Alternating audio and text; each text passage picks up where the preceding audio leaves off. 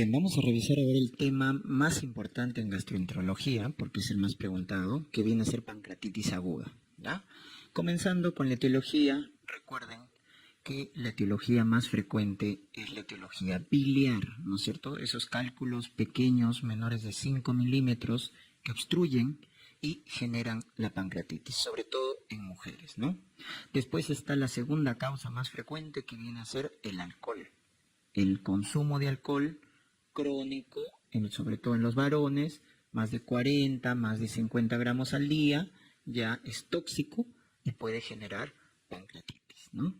¿Qué otras causas? Tenemos las causas metabólicas, ¿ya? Dentro de las cuales tenemos trigliceridemia, ¿no? Cuando los triglicéridos son más de 1000, pueden producir pancreatitis.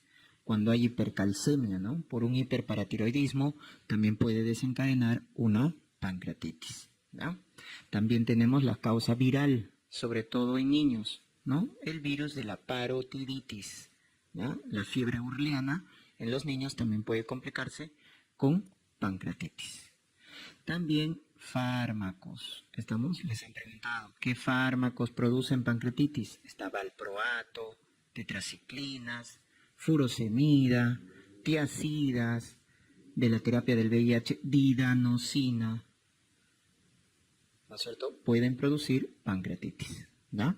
Y también tenemos traumatismo, ¿no? Postraumatismo, ¿ya? Por ejemplo, posepre, puede producirse una pancreatitis, ¿ya? Posepre, una pancreatitis.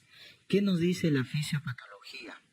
La fisiopatología nos dice, ojo, que hay una activación de las enzimas pancreáticas. ¿Dónde? En esta estructura que vienen a ser los acinos pancreáticos.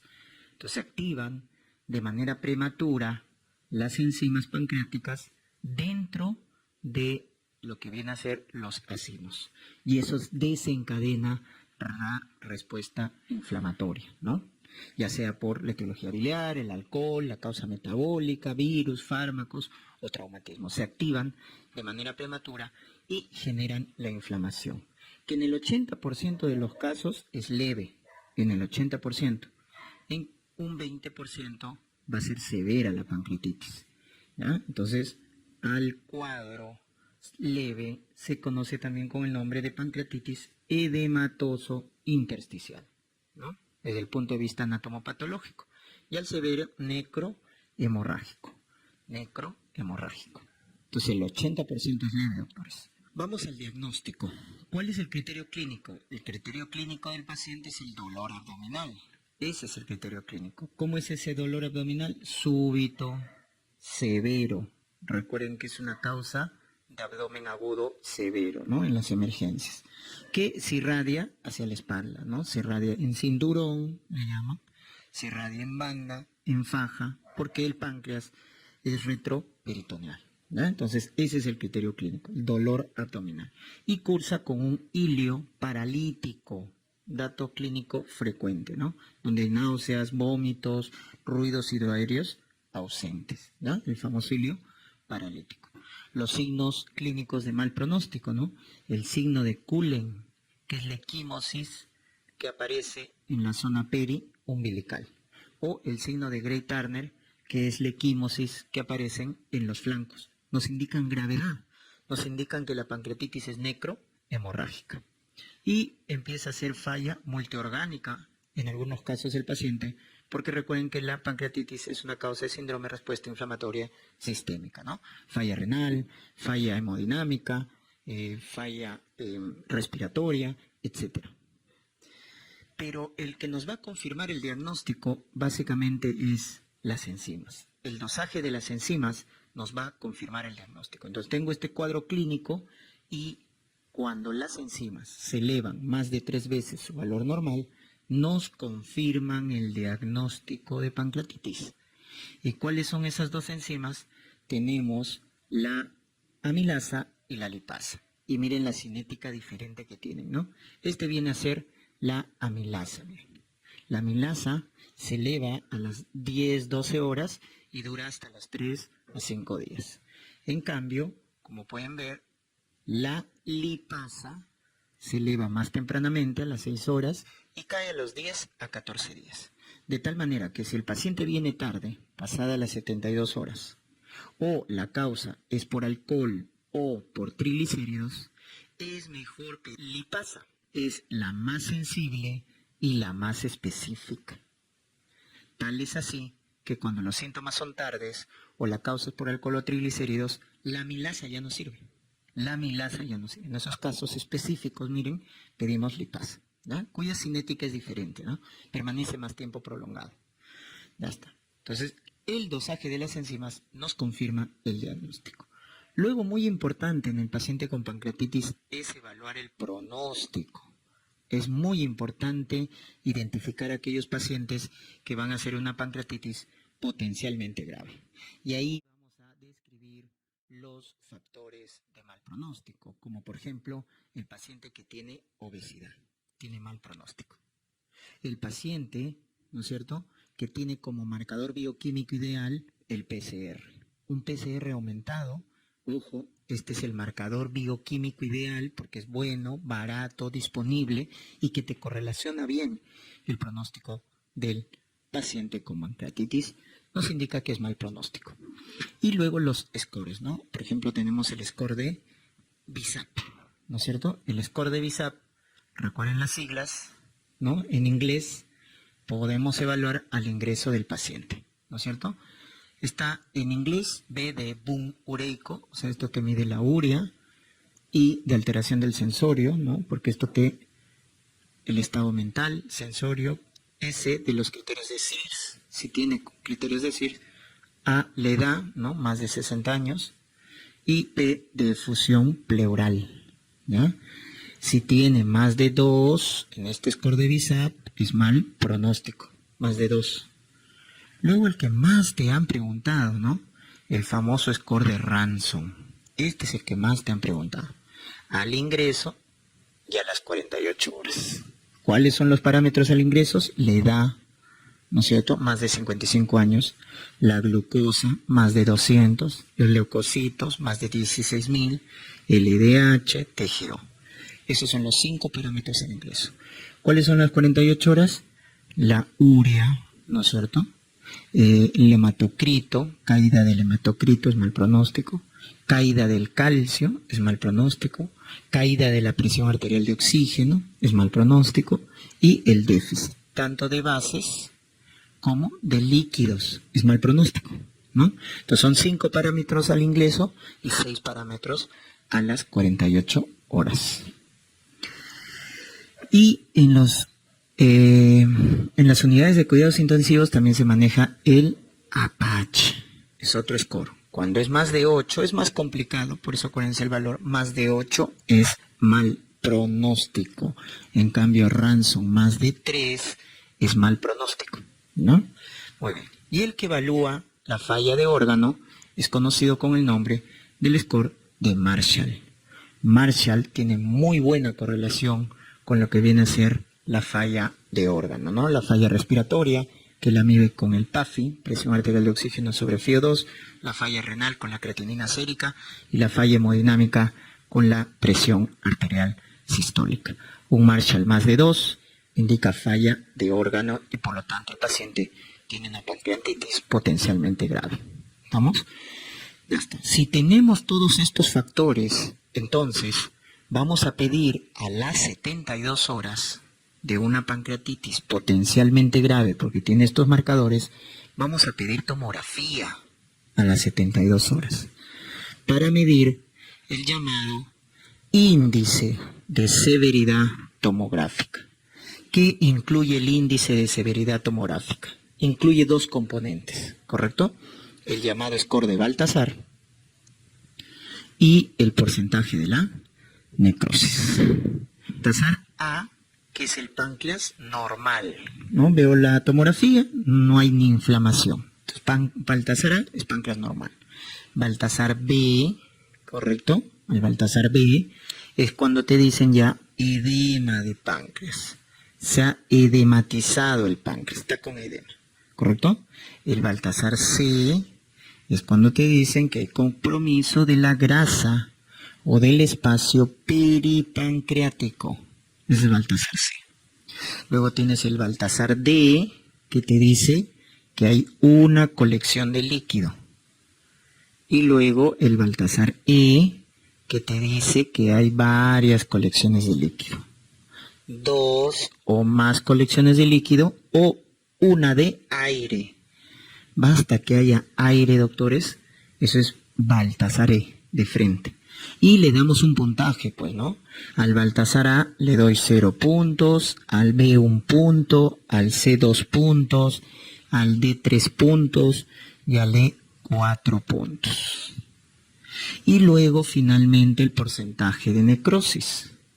Entonces, si la necrosis en el páncreas es menos del 30%, tiene 2 puntos. Si la necrosis es entre el 30 y 50%, tiene 4 puntos.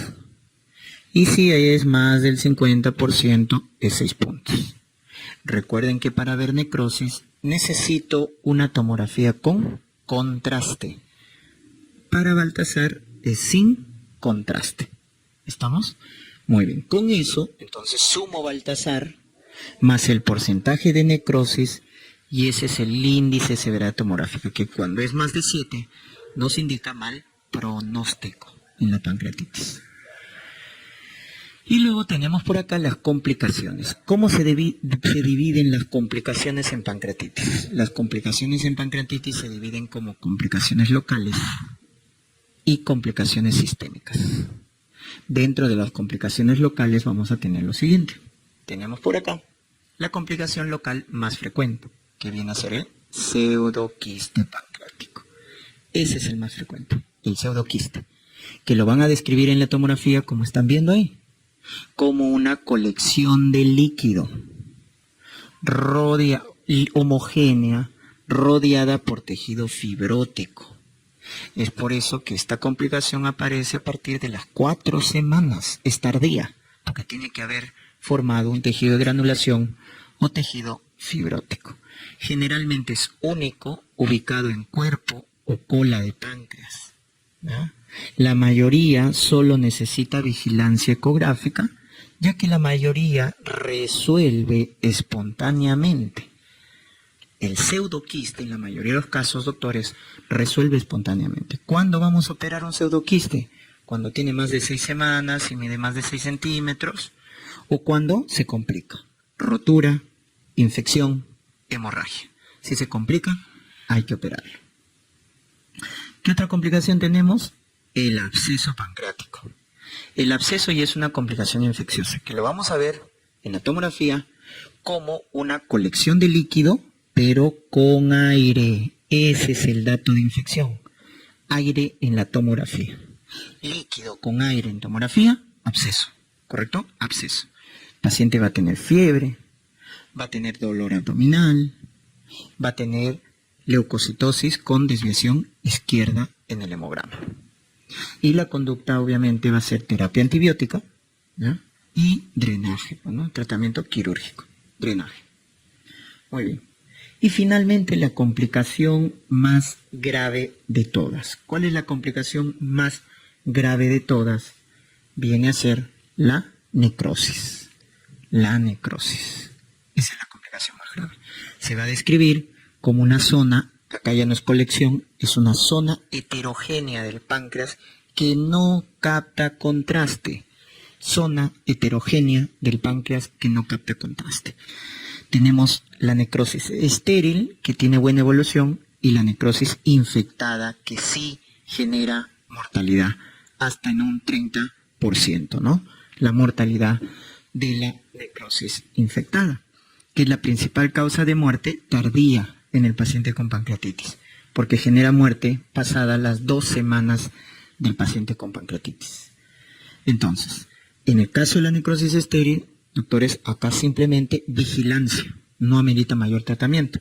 Si la necrosis es infectada, acá sí, terapia antibiótica y hay que drenarlo, operarlo al paciente, como vamos a ver más adelante. ¿Cuándo concluyes que es una necrosis infectada?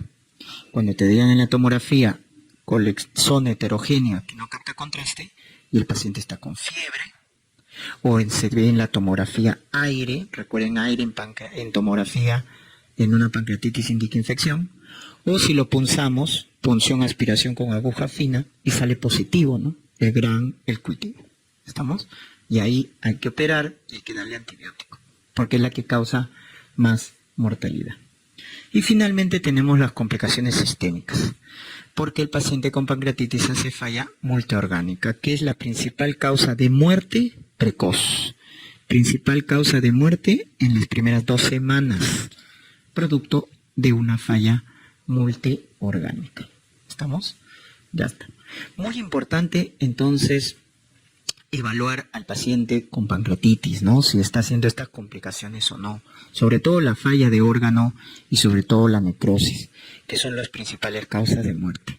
De ahí que Petrov, esta clasificación que correlaciona muy bien el pronóstico en pancreatitis, justamente clasifica la pancreatitis según la falla de órgano y según la necrosis. Entonces, si te dicen que el paciente con pancreatitis no ha tenido falla de órgano y no ha tenido necrosis, esa pancreatitis se llama leve, cuando no hay ninguno de los dos. Si ha tenido necrosis, pero esa necrosis es estéril y la falla de órgano ha durado menos de 48 horas, o sea, es transitoria, esa pancreatitis es moderada. Si la necrosis ya es infectada o la falla de órgano es más de 48 horas, o sea, persistente, eso ya se llama severa. Cuando la falla de órgano es más de 48 horas, severa. O si tiene necrosis infectada. Y si tiene los dos, más de 48 horas, y además tiene la necrosis infectada, tiene los dos, eso se llama pancreatitis crítica. Y a partir de la moderada, ya manejamos en unidades de cuidados intensivos. Y finalmente el tratamiento. ¿En qué va a consistir el tratamiento del paciente con pancreatitis? En hacer reposar el páncreas. NPO. ¿No es cierto? NPO, dar una buena hidratación al paciente, ¿no? Y ahí acuérdense, el lactato de Ringer es el cristaloide de elección, porque el lactato tiene efecto antiinflamatorio. Hay que pasarle analgésicos, porque el paciente está con dolor. Los opioides son de elección, porque el dolor es severo. Petidina. Pero cuando la pancreatitis es grave, doctores, este NPO no es suficiente, porque dejarlo sin alimento, la desnutrición empeora al paciente. Entonces hay que darle soporte nutricional, sobre todo cuando es grave y el NPO se va a prolongar. Ese soporte nutricional de elección es por vía enteral, a través de la colocación de la sonda nasoyeyunal. ¿Y por qué se prefiere la vía enteral? Porque está baja la translocación bacteriana. Por lo tanto, esta es la mejor medida para prevenir infección, ya que en pancreatitis no está aprobada la profilaxis antibiótica. Cuando te pregunten cómo previenes infección en pancreatitis, dando buen soporte nutricional, por vía enteral. ¿Estamos? Ya está. Si hemos confirmado que hay infección, damos antibiótico, solo cuando hemos demostrado que hay infección. Fiebre, leucocitosis con desviación izquierda, aire en la tomografía, etc. Y el antibiótico de elección, carbapenem, es el antibiótico de elección. Los carbapenem, meropenem, imipenem, etc. Solo cuando hay infección. Y finalmente, ¿no es cierto?, el manejo de las infecciones. Cuando hay infección, aparte del antibiótico, lo más importante es manejo ya invasivo. Lo primero que podemos intentar es el llamado drenaje, que puede ser percutáneo o puede ser endoscópico. Luego el debridamiento mínimamente invasivo, ¿no? A través endoscópico o también puede ser por video asistido. Y lo último es el debridamiento abierto o la necresectomía abierta, que es mediante laparotomía. Eso es lo último, o sea, la cirugía, ¿ya? Es lo último. Esto es lo que se conoce con el nombre de step up, ¿no es cierto? Tratamiento escalonado. Entonces, primero iniciamos con el drenaje, luego necresectomía mínimamente invasiva y al final la laparotomía. ¿Y cuándo iniciamos la tolerancia oral en pancreatitis? ¿Cuáles son los criterios para iniciarle dieta blanda al paciente con pancreatitis? Que ya no tenga dolor asintomático, que tenga apetito, o sea, te esté pidiendo alimentos, y que los ruidos hidroaéreos estén positivos. Si no tiene dolor, tiene apetito y ruido severo, hay que iniciarle la alimentación por vía oral.